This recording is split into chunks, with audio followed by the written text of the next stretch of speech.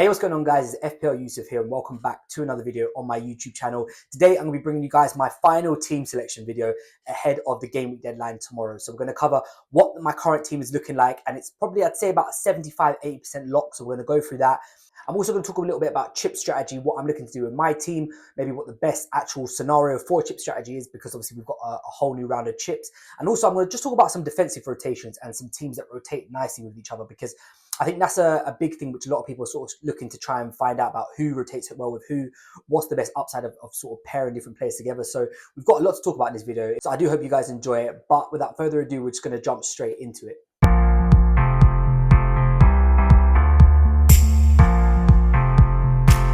Okay, welcome back, guys. Thank you so much for being here with me today on my YouTube channel for another video. So that time is nearly upon us now. We're about a day out from me recording this video. So we're going to go through what my current team is looking like for tomorrow's deadline. We'll also talk about chip strategy and what I'm planning to do myself, and also some rotation sort of pairings as well. So we've got a lot to discuss in this video.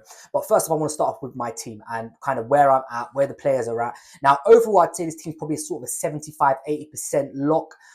There's still a few pieces which I'm not 100% sure on, so we'll go through it now and just have a little talk about it. Okay, so in goal first, we're going to go with Robert Sanchez. Now, I've actually had Matt Sells throughout most of pre-season, and he was somebody that I thought I was going to leave in there, and that was it, it'd be done with. However, after seeing how Nottingham Forest have performed throughout the pre-season, even though they've kept clean sheets, they haven't really been imposing on games. And for me, I don't know if I'd really want to double up on them to start the season. I think, they will get clean sheets, which is why I've got, Murillo in defence we're going to come on to. But I think my sort of mind had been changed with that when I just saw Chelsea's sort of fixtures up until game week 8 and 9. They're just really good. And it's a position that I don't need to worry about. I can just leave Sanchez in there. Even if I wild card, I can still just leave him in there. But it's someone that I don't have to worry about. And for me, I'm big on just having certain players that you can just put in there, know they're going to play 90 minutes, know that, they'll do their job some weeks. Other weeks, obviously, no one's going to return every week. But for him, it's just the ease of just putting him in there and leaving him there. I'm not going to spend more than 5 million on a goalkeeper. So it was either 5 million or under. And, Sanchez, for me, with the group of fixtures he's got, just seemed like the best option. Okay, then we come on to defence. So first up, we'll start with Pedro Porro. Now, I did watch the Super Cup last night, and for a good hour, sort of 65, 70 minutes, Spurs looked very, very good. And I've got to say, defensively, they look good. Pedro Porro himself looked amazing going forward. Like, he was really attacking. And then the typical Spurs thing happened. They were 2-0 up and they threw it away and ended up losing the game. Now, I don't know how much we can read into that. I'm going off what I saw for the first hour of the game, and Spurs were fantastic. Their defense, they were set up in a 3-back. So they had Danso, Romero, and Van de Ven as the centre-backs, and Jed Spence and Pedro Porro down either side. But Porro was on every set piece. He was on every corner, every free kick. He was taking all of them, but he was so attacking as well. So for me, I know Spurs obviously have this capability of conceding, just throwing the game away. It's what we've come to expect with Tottenham Hotspur. But they have a great opening fixture starting off against Burnley at home, which I do expect them to keep a clean sheet. Not only because they look good against PSG, but Burnley don't really offer attacking threat at all. So, yeah, Pedro Porro for me, I would say he's 99% in my team. There is a small possibility that I'm going to explain in a little while that, I might end up moving him up to Cucurella, but I'm 99% sure he's going to be in my team for game week 1. Now, onto a man who is 100% going to be in my game week 1 team, and that is Rayan Aït-Nouri. There's been a lot of talk about him. Is he worth the price tag? Is he going to get the minutes? For me, I just think, I didn't see Gvardiol in their last preseason game against Palermo.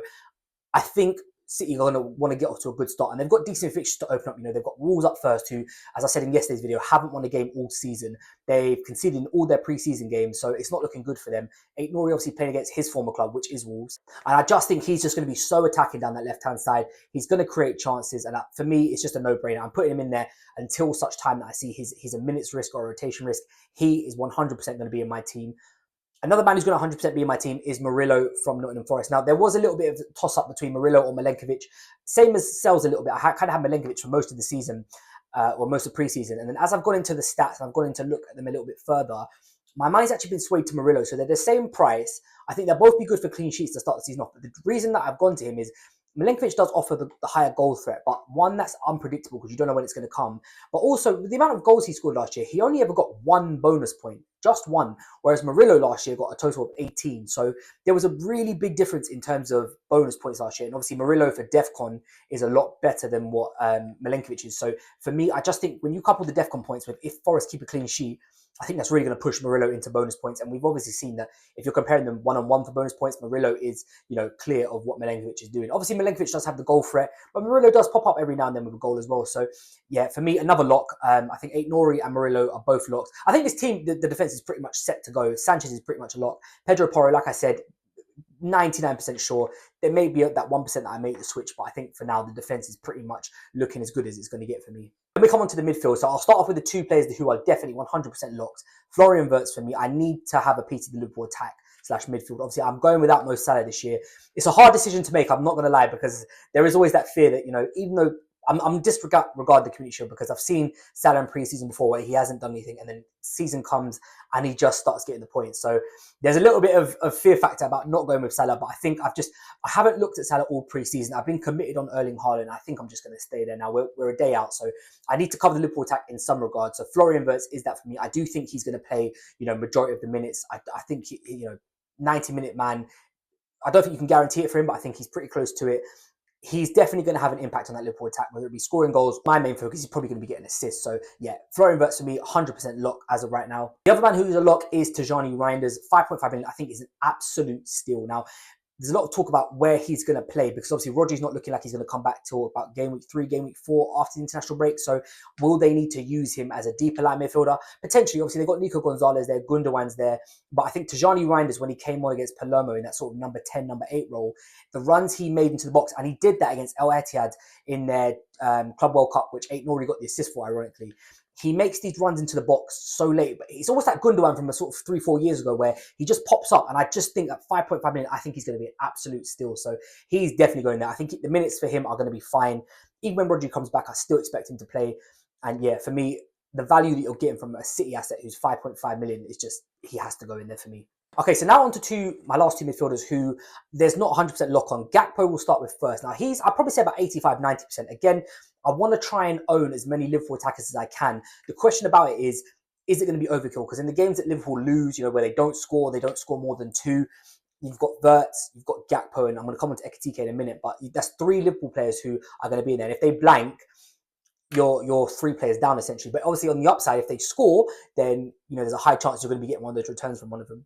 I do like Cody Gakpo. Obviously last season I liked him. I thought he had a really good season last year, but the debate with him last year was always about the minutes risk, because obviously Luis Diaz was there. Now that Diaz is gone, I don't see anyone taking that space from him. Like, Gakpo played through the whole 90 in the Community Shield. Wirtz came off, Ekitike came off, but he stayed on, took a penalty as well, scored it. So for me, I just think Gakpo is going to be starting on that left-hand side. I think he's going to be a lock, and I'm 90% sure he's going to be there. Like I said, it does depend, and we're going to talk about chip strategy, which is why my team, certain players are sort of 50-50 at the moment. But yeah, I'd say probably like 85-90% sure with Gakpo. Now, another man who I've got in this midfield who I'm really less sure on is Bukayo Saka. Now, I'd probably say I'm about 50%, maybe 45 with him. There's a couple of options I've got with him. Number one, if I'm bench boosting game week 2, I want him in my team, because obviously Arsenal play Leeds in game week 2, and it's a prime fixture, which I think he will do well in. Now, he really did play well in Arsenal's last pre-season game, and he looked like the Saka that we know and love on FPL.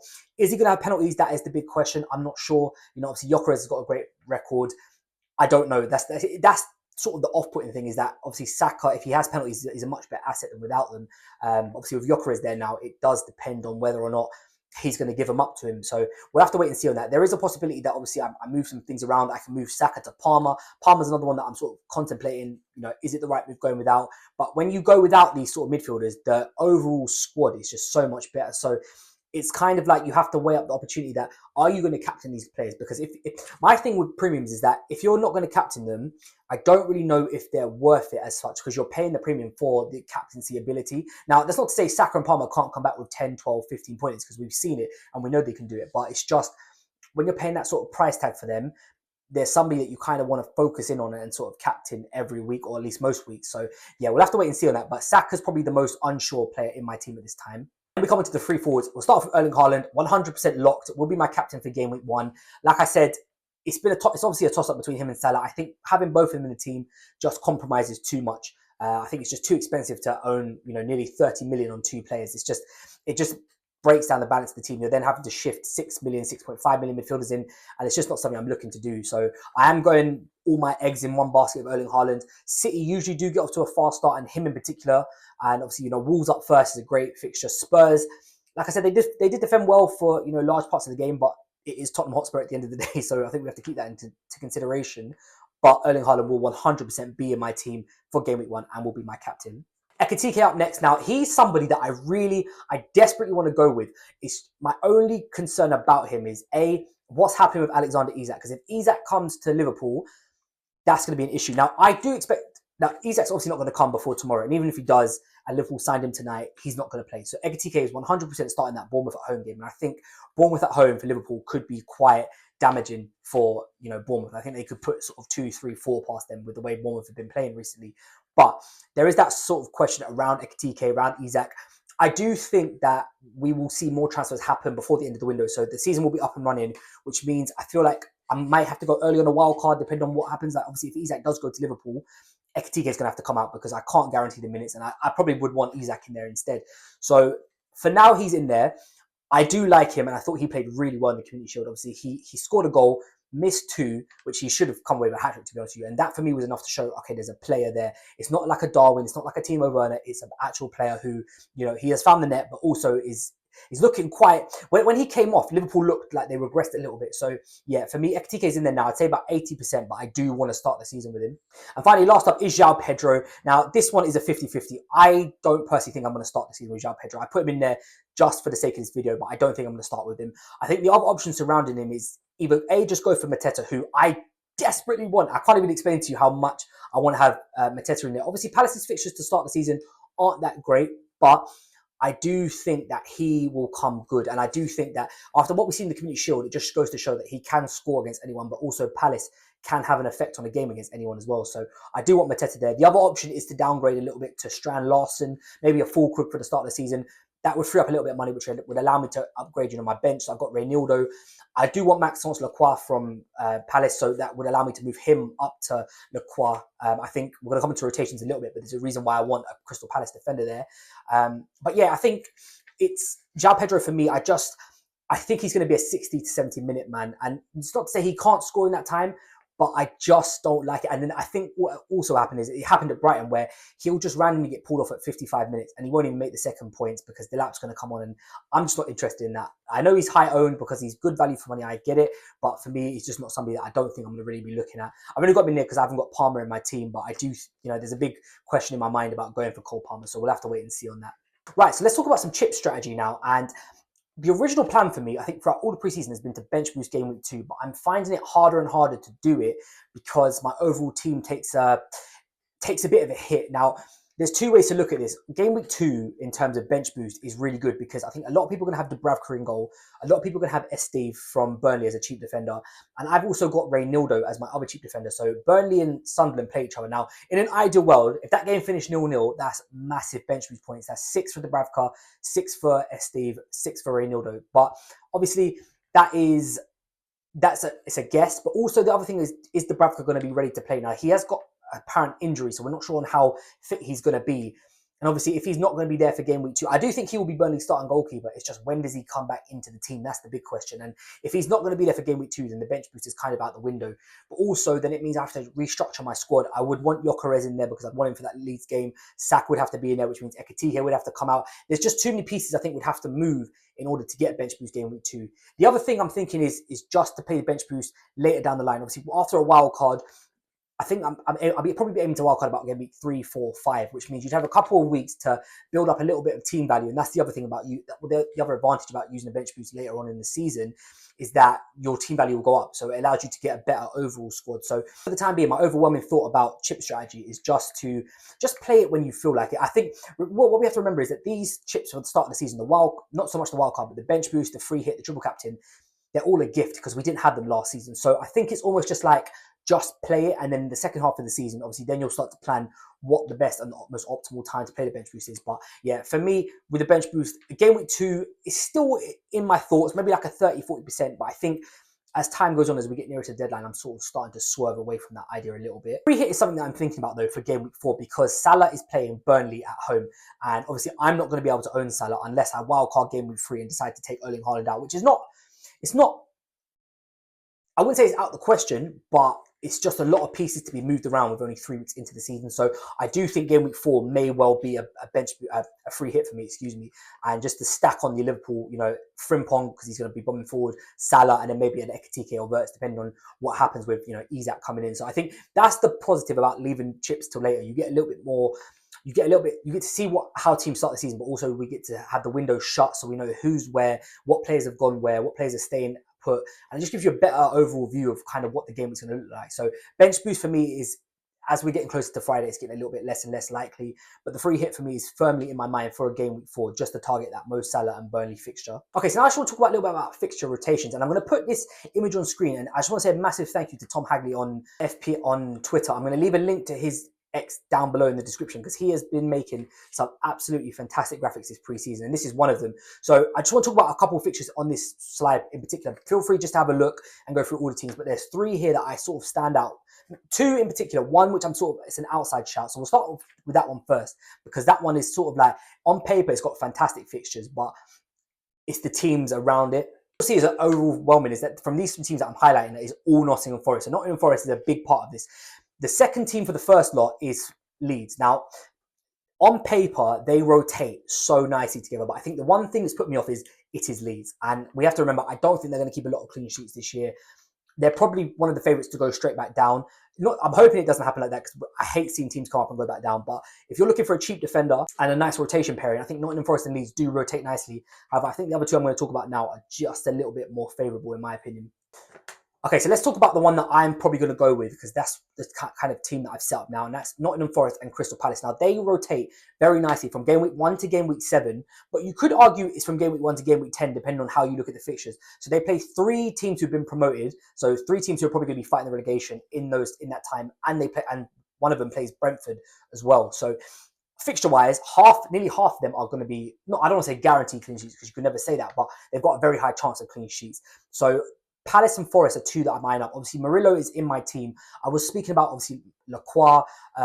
Chris Richards is another one who's a little bit cheaper than him at 4.5, who, would rotate very nicely with Murillo. So, yeah, that's probably the one that I'm looking to focus on myself more so, because I think I trust Palace defensively a little bit more. But I think they rotate very nicely. And like I said, 1 to 7, definitely game weeks. But you could almost argue with game week 1 to game week 10, which is, almost half of the first start of the season. I think when you've got 2 players who can guarantee rotation with each other like that, it's something to definitely keep an eye on. Okay, and the last rotation is Nottingham Forest and Fulham. Now, this is a shorter span than Nottingham Forest and Crystal Palace, but you could argue that there are better fixtures over the shorter period in this. So the game weeks I'm looking at for this one is game weeks 1 to 6. So for the first sort of 6 game weeks, you'll be fine. But they play 3 teams who have been promoted. So again, 3 relegation candidates. They play Wolves and they play Brentford. So 5 out of those 6 are going to be very, very good on paper. Now, when it comes to Fulham, who is the defender you'll be looking at? Obviously, Anthony Robertson last year had a great season. Was getting assists like crazy. He has struggled a little bit in preseason with an injury, I think. So I don't know how fit he's going to be. I don't even know if he's going to start the season, which means it's probably going to be Castagna who goes to left back. But the one I would be looking at is Joachim Andersen from Fulham. Obviously, Murillo and Milenkovic are the 2 from Forest. A lot of people talk about Nico Williams as well. For me, I'm going for the centre backs. But for Fulham, I think Joachim Andersen is the one. He's, like I said, Fulham rotate very nicely with Nottingham Forest, but defensively and for DEFCON points, he's very high up there. But he also has an assist threat. Have you ever watched Fulham and watched him play football? He hits these sort of 50-yard passes in behind, and they're always so accurate. So he does have a little bit of an outside assist and goal threat, but mainly for the DEFCONs and the clean sheet rotation that he has with Forest. That is another one that I'm looking at. Now, there is a potential that you get all of them. So you get Chris Richards at 4.5 with Murillo. You also get Joachim Andersen at 4.5 with Murillo, and you just maybe downgrade a Pedro Porro or someone else like that. So that is also a potential. But I think for me, the one I'm looking at is definitely Nottingham Forest and Crystal Palace. But I wouldn't also sleep on the Fulham and Nottingham Forest one too. I think that one could be quite lucrative actually, especially with Joachim Andersen. Like I said, I think he could have quite a high upside in this rotation pairing. Okay, thank you guys so much for watching this video. If you have enjoyed it, please don't forget to drop a thumbs up and subscribe down below. So that is it. We are there. This time tomorrow, it will be time for the deadline. So this will be my last upload for this week. I've tried to get as many videos in that as I can for you guys. If you've got any questions, feel free to drop it in the comments down below or follow me on X. I'll leave a link to that in the description as well below, because I will be uploading my final team selection before the deadline hits. So if you want to see what I'm going with and what I've actually decided on, stay tuned for that. But yeah, like I said, if you've got any questions about your team, about my team, about anything in chip strategies, rotations, drop it in the comments down below. I will get back to anyone who replies. But as always, thank you so much for watching this video. I will also leave a link to my FPL league down below, and I will leave a link to my FPL challenge as well. So if you guys are playing FPL challenge this year as well and you want to jump in on that, again, we'll be doing a video on that every week as well. So stay tuned for those. But thank you all so much for watching. Thank you for the support throughout pre-season, and FPL is back. So I hope you guys have a great season. I hope it gets off to a really good start. And as always, thank you all so much for watching my videos. I'll catch you guys next time.